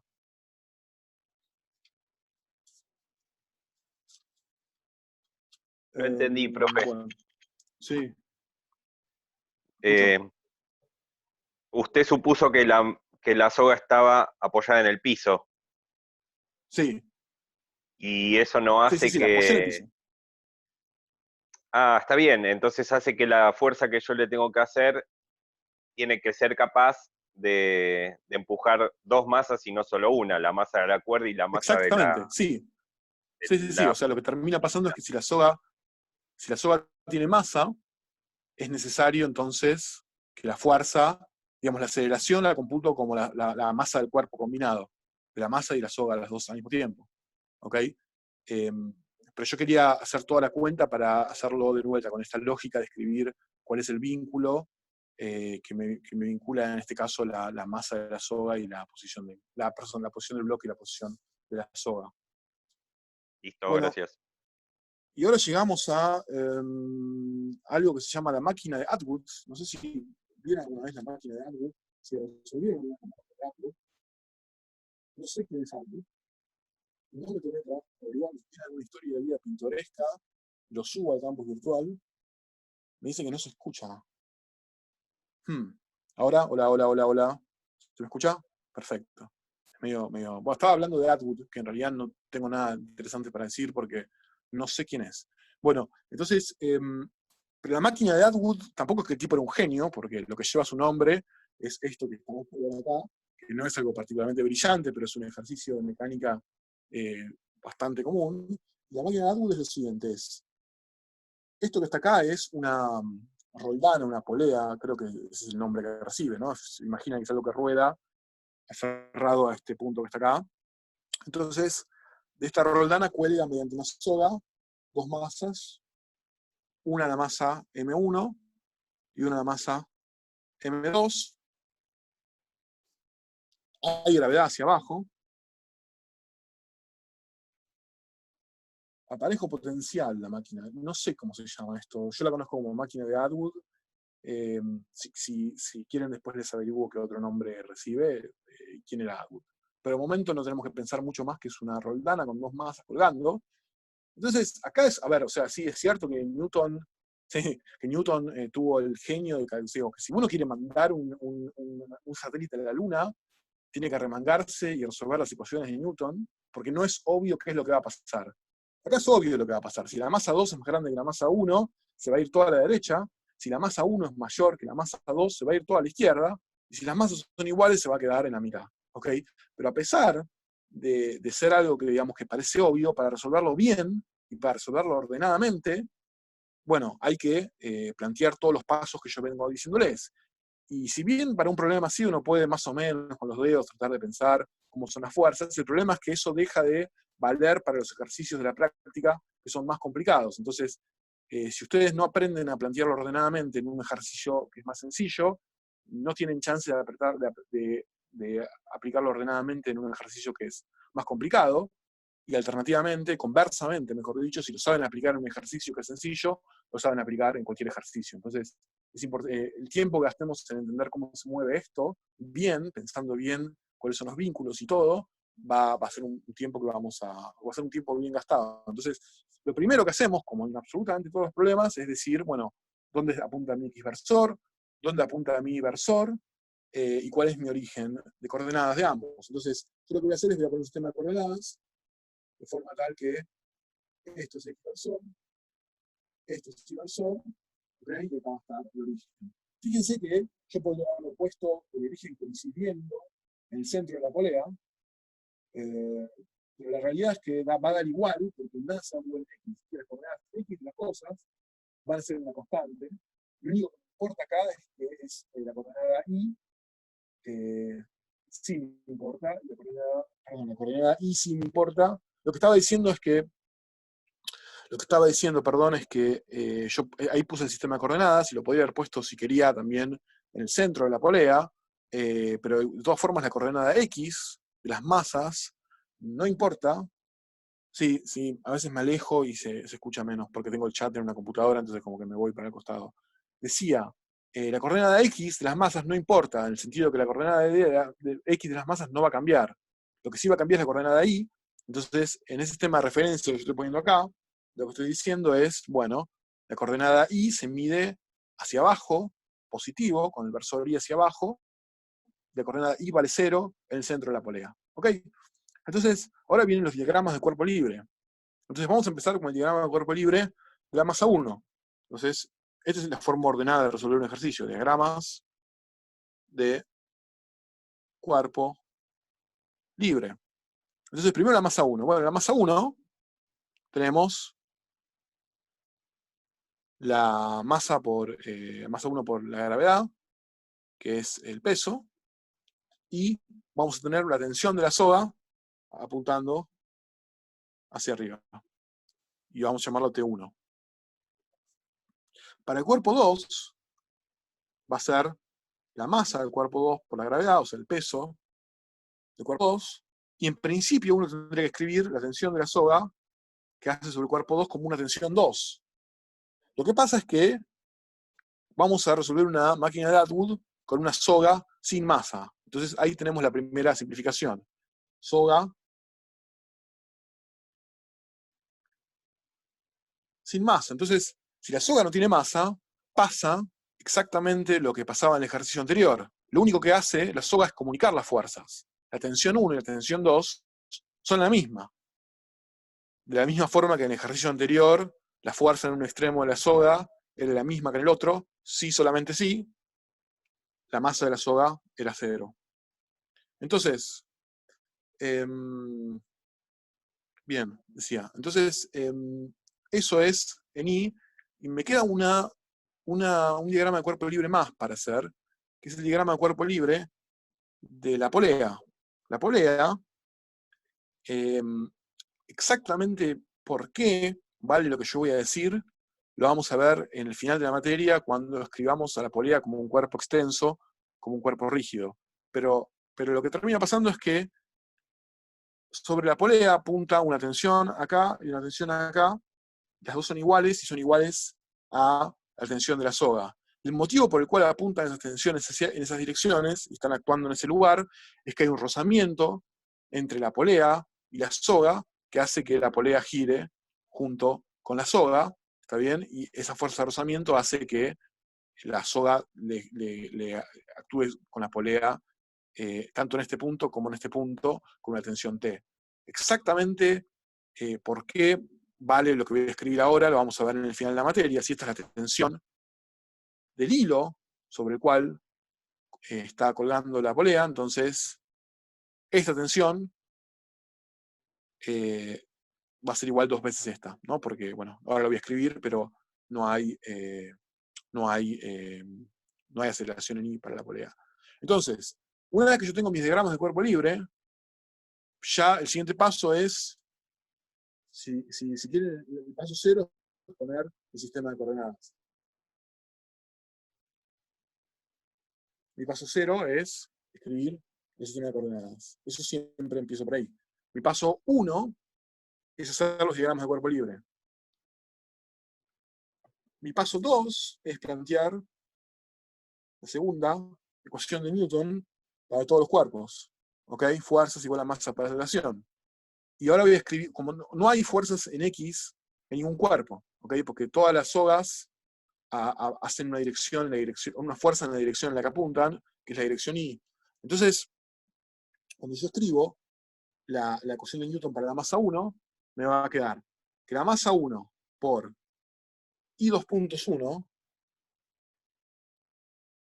la polea la consideramos de masa despreciable, sí, la vamos a considerar de masa despreciable. De nuevo, ¿por qué hace falta considerarla de masa despreciable? ¿Por qué termina pasando que esta tensión es igual a estas dos tensiones de acá? Lo vamos a ver bien en el final de la materia. ¿Está bien? Sí, si no las tensiones no son iguales, como dice el compañero, pero de nuevo lo vamos a ver bien. Entonces, más adelante. Entonces, bueno, para la masa 1, si yo escribo la ecuación de Newton, lo único que tengo que hacer es escribir masa por I1 2 puntos. Como yo puse mi versor I hacia abajo, entonces tengo menos M1 por G, y tengo la tensión T, T1, que yo lo escribí como T1, pero digamos son estas dos, son iguales, hacia arriba. Después tengo, para la masa 2, lo mismo, menos M2 por G, más la misma tensión, porque de vuelta estoy diciendo que la soga no tiene masa. Bien,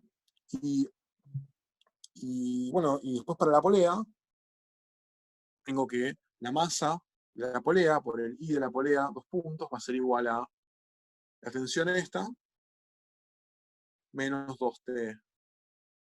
Sí, es positivo hacia abajo. Perdón. Vamos a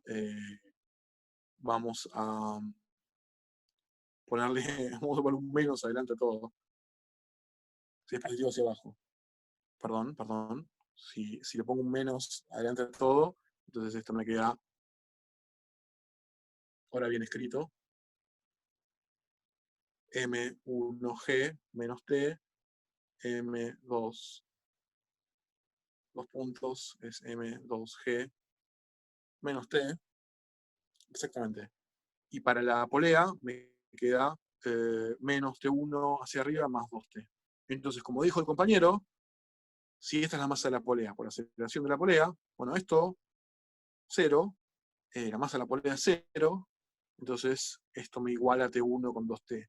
En este problema en particular no es importante ponernos a preocuparnos por cuál es la tensión en el hilo que apunta, que está acá arriba, pero va a haber ejercicios donde va a ser importante que ustedes se den cuenta que la tensión en este hilo es el doble de la tensión que está en la soga que cuelga de la polea. Entonces, Inés, 1 es el índice de esta masa de acá. Entonces, M1 es esta masa de acá, I1 es la coordenada I. Sí, claro. Eso es porque estas dos tensiones de acá, T1 y T2, son iguales. Entonces, esta de acá le puedo haber puesto T3 en realidad.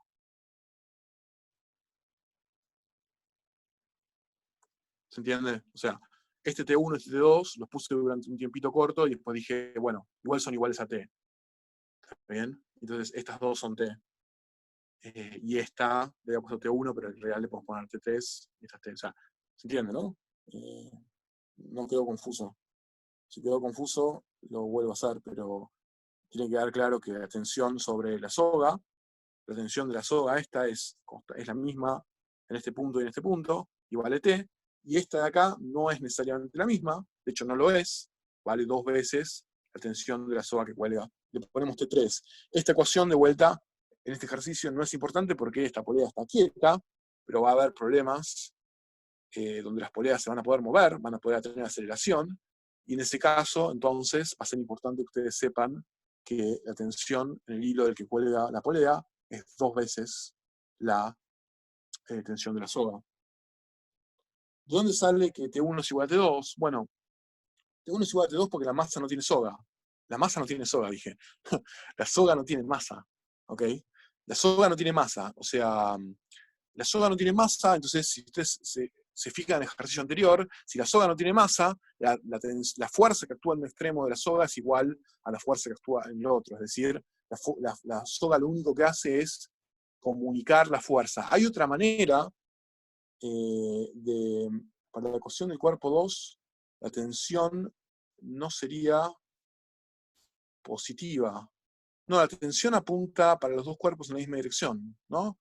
Siempre apunta hacia arriba, siempre apunta en la dirección en la que atrae al cuerpo hacia la soga. Para los dos cuerpos, el versor en I apunta hacia abajo. Entonces, para los dos cuerpos, el peso es hacia abajo, en I versor positivo, y la tensión hacia arriba. Lo que estaba diciendo también es que otra manera de darse cuenta, y después voy a ver si esto me lo anoto para subir, no voy a subir un video, pero subo una explicación al campus virtual. Otra forma de entender por qué una soga sin masa tiene la misma tensión en los dos puntos es pensar que la soga está dividida en un montón de mini soguitas, mini pedacitos de soga.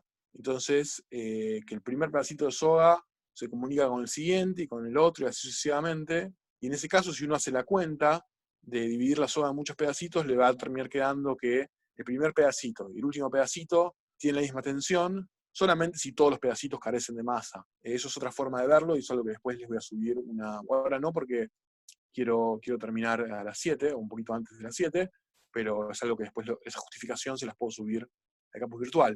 De todas formas, del ejercicio anterior, creo que quedó claro que en ese caso solamente la fuerza en el extremo de la soga era igual al otro si yo tenía una soga sin masa.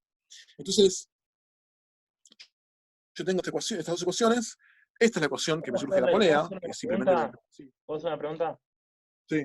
Del aula del práctico, ¿seguimos en esta aula? ¿O porque ya en 15 minutos es esta aula o es la vieja, la del práctico? No, es acá, es acá. Es acá. Lo que voy a hacer, que la vez anterior me enteré que hubo problemas, es que yo me fui antes de que entre Diego y después creo que hubo un problema.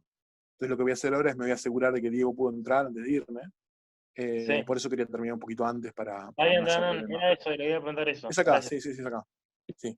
Entonces terminamos este problema y dejamos a los chicos de la práctica. Entonces, esta ecuación que está acá no es particularmente informativa, simplemente me relaciona la tensión de esta soga de arriba con la tensión esta, que no es algo que me estén preguntando, pero estas dos ecuaciones sí son ecuaciones que son importantes para encontrar las aceleraciones de las masas, y tengo siempre el mismo problema que vengo teniendo, que es que las aceleraciones, tengo dos ecuaciones y tres incógnitas. Entonces, a esta altura, empieza a ser claro que me está faltando un vínculo, y el vínculo que yo tengo que escribir en este caso es que, bueno, que las dos masas están unidas por la soga. Entonces, yo puedo escribir la longitud total de la soga si tengo la coordenada I de las masas. O sea, la soga es este pedazo de acá más este pedazo de acá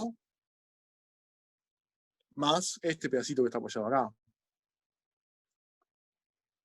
Entonces, este pedazo que está acá es precisamente la coordenada I2, o sea, la coordenada I de la masa 2. Este pedacito que está acá es la coordenada I de la masa 1.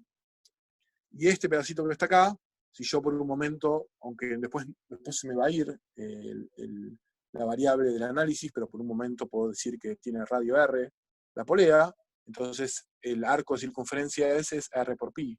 O sea que la longitud total de la soga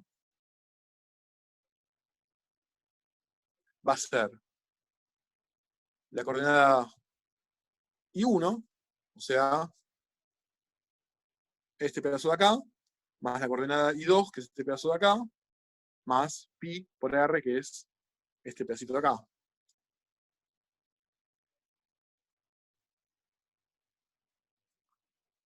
Y ahora ya está, digamos. Ya asumí que la soga no tenía masa, y ahora viene la segunda cosa que tengo que asumir de la soga, que es que es inextensible. Y si la soga es inextensible, entonces derivo de ambos lados y me queda, bueno, L punto es igual a I1 punto más I2 punto más pi por R punto. Y acá, bueno, acá esto es 0 porque la soga es inextensible. Y hay otra cosa más clara, que es que la polea tiene un radio fijo. La polea no es como que se está expandiendo a lo largo del tiempo, sino que la polea tiene un radio que no depende del tiempo, o sea que todo este término acá es igual a 0. Entonces paso restando este término hacia allá, y me queda que las velocidades son iguales y opuestas. Y por lo tanto las aceleraciones también. Entonces, hay libros, yo he visto clases, no en la facultad por suerte, pero en otros lugares, donde te van a decir, bueno, en realidad yo lo que tengo es un sistema de coordenadas que como que da la vuelta, entonces por lo tanto este versor de acá, cuando lo miro de otro lado, este versor de acá apuntando hacia abajo. Eso es chamullo, o sea, eso es un chamullo complicado para no tener que sentarse y escribir bien los vínculos, ¿ok? Eso es básicamente no entender cuál es el vínculo correcto entre las dos aceleraciones, que viene escribir la longitud total de la soga, y por lo tanto, una vez que uno escribe bien ese vínculo, uno tiene, con una misma orientación de los versores para las dos masas, uno obtiene bueno, lo que uno termina teniendo acá, que las aceleraciones son opuestas. Entonces, con esto, y las dos ecuaciones de Newton, que sí, bueno, ese es un chamullo que te tiran en CBC, sí. A ver, yo preferiría que no lo hagan, porque entonces, nada, digamos, está como esa idea de que uno puede torcer a voluntad los sistemas de coordenadas para que todo apunte en la dirección correcta, y eso, de nuevo, eso sirve para algo como la máquina de Argyle, pero después vamos a ver cosas en la materia que no va a servir eso. Claro, es muy fácil comerse un signo. Entonces, hacerlo ordenadamente es lo que le va a permitir a ustedes resolver ejercicios más complicados.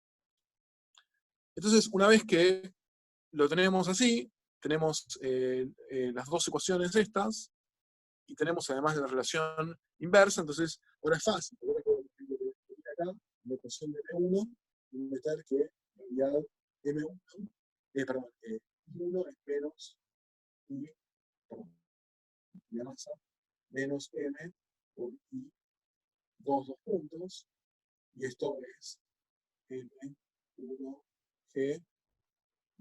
Sí, me estaba alejando, por eso es que llama. Estaba diciendo simplemente lo que uno dice cuando reemplaza. Estoy reemplazando, donde dice I1, dos puntos, estoy reemplazando menos I2, dos puntos, ¿no? La relación inversa. Entonces, la otra ecuación, esto me queda M1 así, me queda M2 y los dos puntos es igual a M2 por G menos T, y ahora lo que puedo hacer, por ejemplo, es restar las ecuaciones. Puedo hacer esta ecuación de abajo menos la ecuación de arriba para sacarme encima la tensión, y me va a quedar menos 2 más M1, ¿no? Porque es esto, menos M1 es más, por I2, dos puntos, y me va a quedar M2 menos M1. M1 no es, o sea, no es que M1 es negativo, sino que decía M1 por I1 2 puntos, y yo reemplacé donde dice I1 2 puntos por I2 2 puntos, que bueno, así que es menos, ¿no? O sea, este menos de acá pasa acá, entonces me queda que I1 2 puntos es menos I2 2 puntos. ¿Está bien? Esas aceleraciones son opuestas en signo. ¿Ok? Bien. Entonces, una vez que hice eso que acabo de explicar, tengo las dos ecuaciones, las resto, hago esta menos esta, esto menos esto menos esto, las tensiones se me van, y acá me queda M2 menos M1 por G. O sea que la aceleración del cuerpo 2 es igual a M2 menos M1 por G sobre la suma de las masas, y la aceleración del cuerpo 1, dijimos de acá que era opuesta a la aceleración del cuerpo 2 en signo, o sea que lo único que puedo, por ejemplo, si invierto el orden de las masas acá, ya está.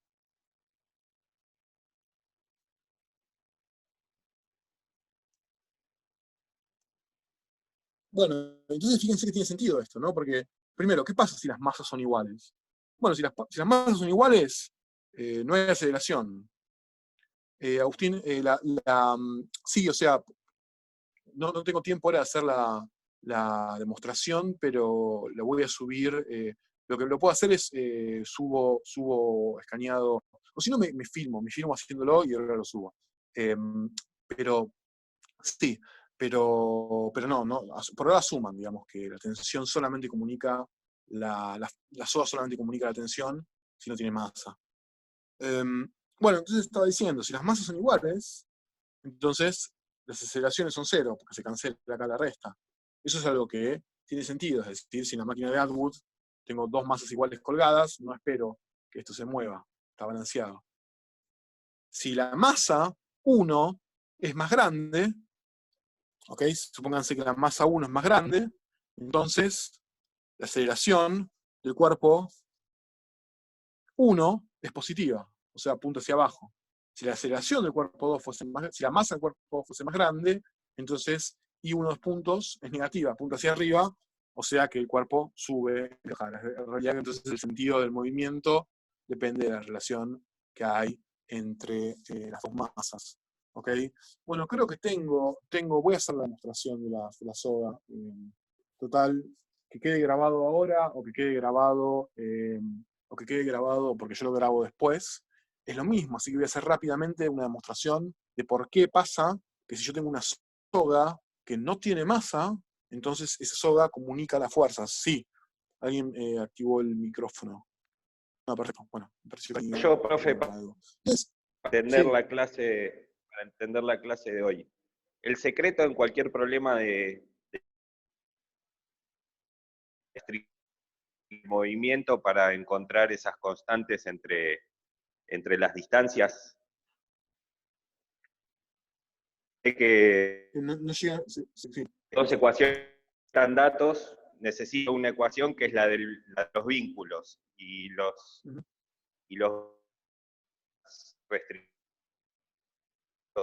Sí, o sea, el secreto es ser ordenado y escribir en el siguiente orden las fuerzas que actúan sobre cada cuerpo, las ecuaciones de Newton que actúan sobre cada cuerpo.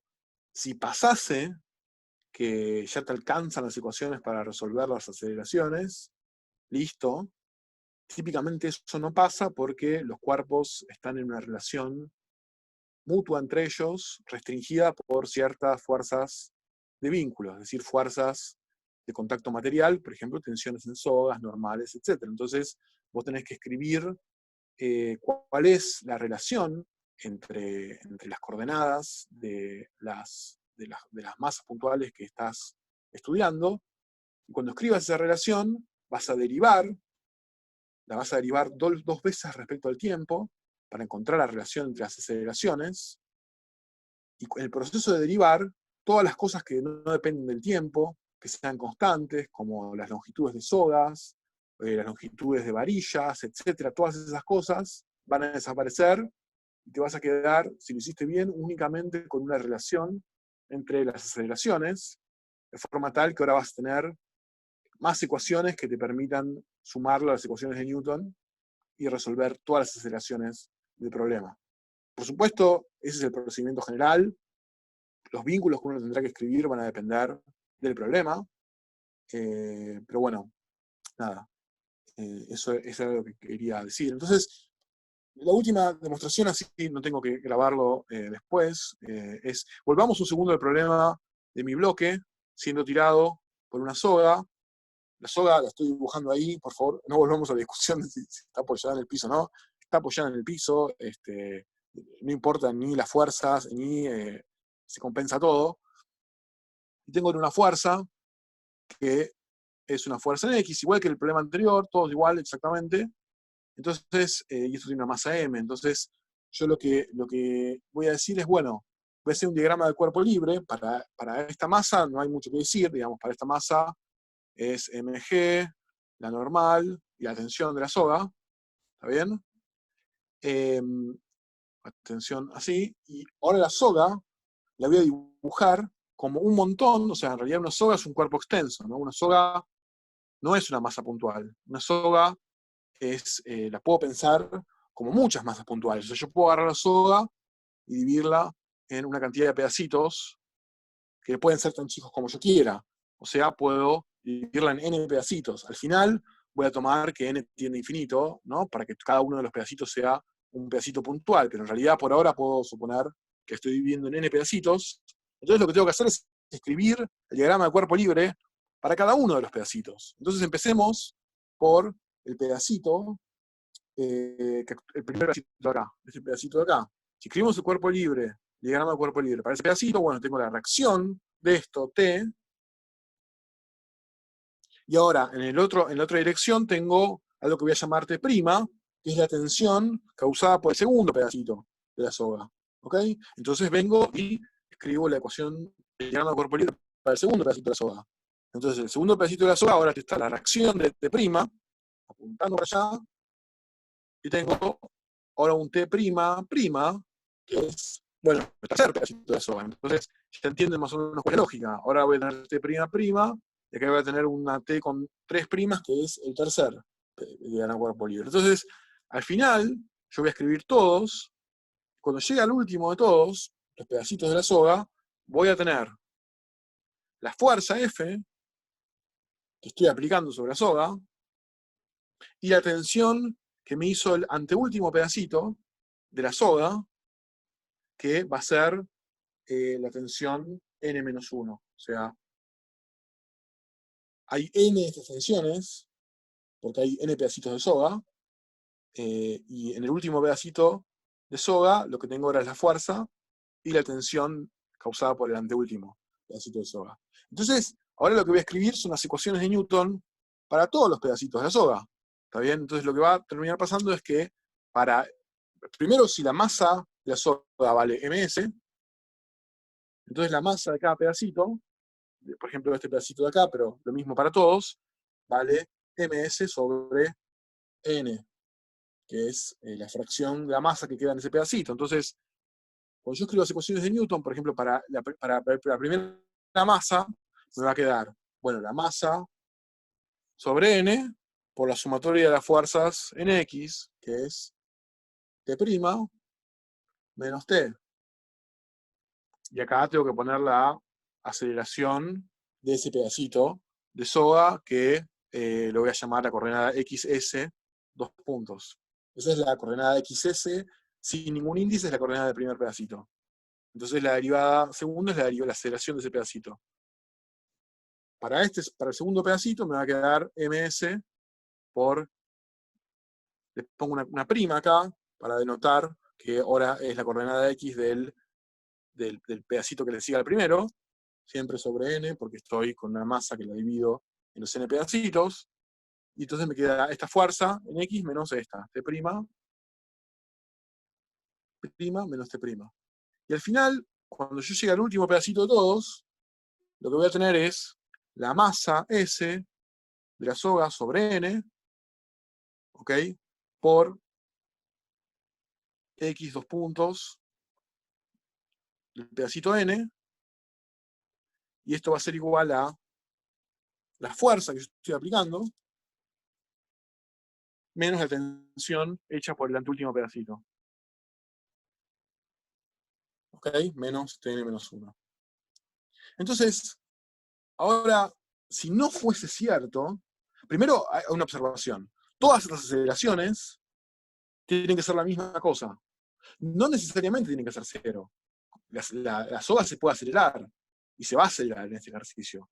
Pero si la soga es inextensible, entonces la aceleración del primer pedacito de la soga, y del segundo, y del tercero, hasta llegar al último, todas las aceleraciones van a ser iguales. Porque si hubiese un pedacito de soga que acelera más rápido que otro, entonces ahí se extendió la soga entre esos dos pedacitos. Y después, esa es una de las primeras aproximaciones, que la soga es inextensible. Y después, si nosotros decimos además que la masa de cada pedacito es despreciable, o sea que la masa a todo fin práctico, que la soga a todo fin práctico no tiene masa, entonces es el producto de dos cosas. La aceleración no va a ser cero, pero la masa sí. Entonces de este lado de la ecuación me va a quedar un cero, porque esto es lo que ocurre si la masa de la soga es cero. Pero lo mismo va a pasar del lado izquierdo de cada ecuación. Entonces, yo de esta ecuación que está acá tengo t' menos t igual a 0. Entonces, la primera ecuación, la tensión que le hace el segundo pedacito al primer pedacito de la masa va a ser en realidad igual a la tensión que es la tensión que la soga le hace al cuerpo. Pero cuando vaya, es como un efecto dominó esto. Cuando vaya a esta ecuación, voy a tener que t' es igual a t', pero yo ya dije que t' era igual a t. Entonces esto va a ser igual a t. Y cuando vaya a la tercera, a la ecuación siguiente, voy a tener t'' es igual a t', que es igual a t', que es igual a t. Y así hasta que llegue la última ecuación, según en la última ecuación,